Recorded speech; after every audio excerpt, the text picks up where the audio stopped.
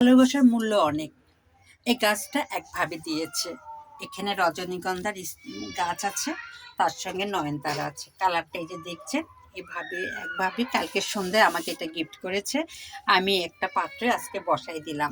দেখুন গাছটা অনেক সুন্দর। ওই ভাবি জানে আমি গাছ খুব পছন্দ করি। ওনার বেলকনিতে এইরকম 2টা গাছ আছে বিধায় উনি একটা আমাকে গিফট করলো।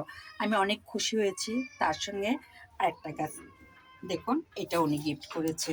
ওই ভাবি আমি 2টা গাছে লাগিয়েছি, কারণ আমি যেহেতু গাছ পাগল, ফুল পাগল, উনি জানে। এই জন্য উনি হঠাৎ করে আমার বাসায় নক দিলেন এবং বলল, ভাবি আপনাকে এটা আমি গিফট করলাম, এই 2টা গাছ।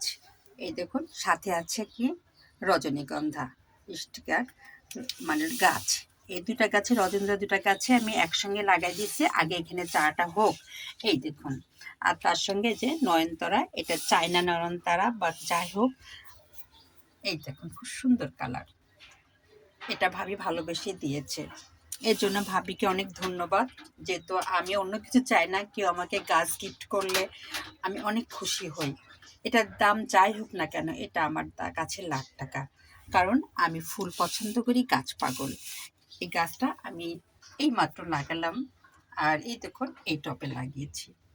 এই দেখুন গাছটা সুন্দর হয়েছে। এই দেখুন, গাছটার সঙ্গে বেশি করছি না, কারণ নতুন কেবলই লাগালাম। লাগাই ভাবলাম একটা ভিডিও করি। এই গাছটা লাগিয়েছি, আজকে এই গাছটা লাগিয়েছি।